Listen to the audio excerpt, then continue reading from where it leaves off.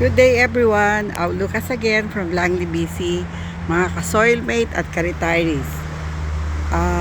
Ito po yung latest naming creation ng husband ko. Pero husband ko lang lahat ang gumawa.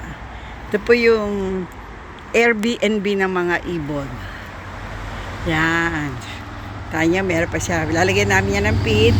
Ito yung last na poste na bigay nung aking classmate.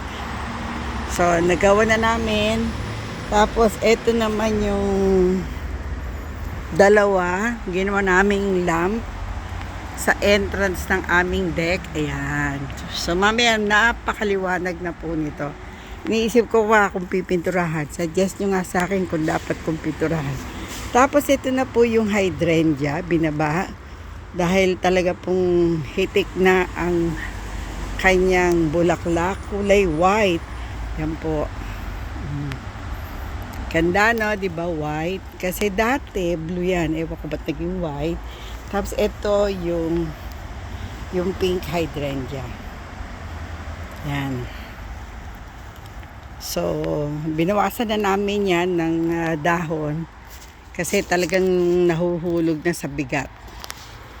Tapos yung dahlia, siguro i-deadhead na namin yung kasi namatay na kasi meron pang bagong dumadating 3. Tapos ito another plants, nalimutan ko yung pangalan. Tapos ito, talagang napakaganda yung bulaklak. Ayan, nakikita nyo, bagong tanim lang namin yan. So, yung nandun sa likod na hydrangea, pink din. So, nawawalang aking blue. Ang blue hydrangea ko. Yan. Tapos, ito yung dalyang pink ay nagtatribe again. Although, nung inilipat namin siya sa lupa, yung ibang stem na bali. Pero, mukhang mabubuhay. No? Although, ang kailangan nito ay partly shady at saka direct sunlight, no? Kaya lang ito yung the best na position na lalagyan niya. Again, ang suggestion ko, if you are planning to plant dahlia, lalagyan niyo po siya ng marigold sa ilalim, just to protect the bulbs, no? Kasi mahirap na. Tapos ito na Unimus. Nilagyan din namin siya ng marigold sa ilalim para merong contrast. Tapos ito na yun. Tignan nyo, ang ganda-ganda ng bulaklak na ito. Sana lumago siya. Ito yung Yellow Angel Hosta.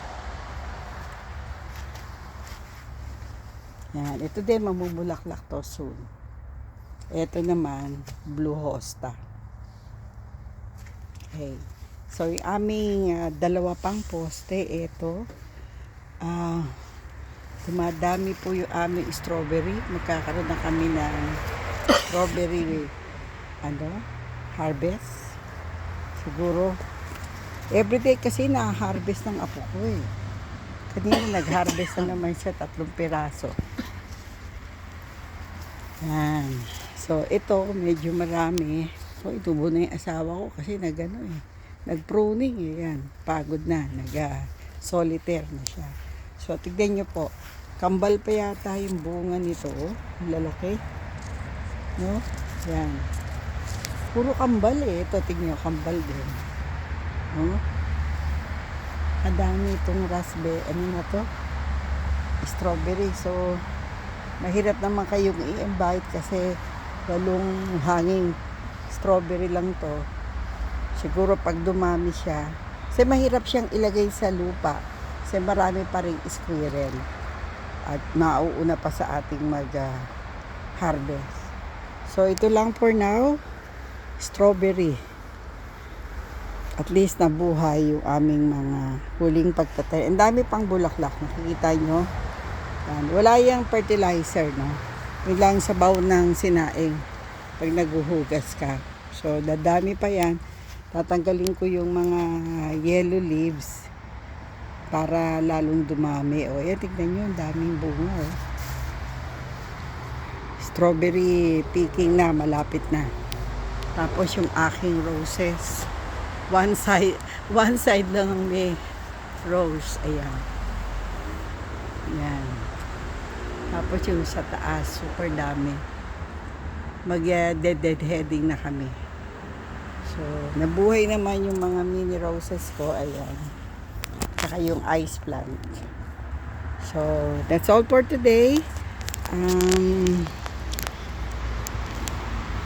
June 25, 1 month to go bago kami mag 20 years in BC, Canada.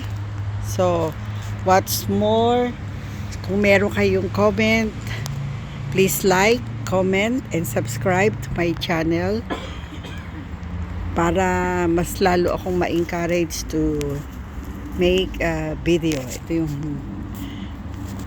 again, enjoy the rest of the day. I'm Lucas again from Langley, BC. Bye for now.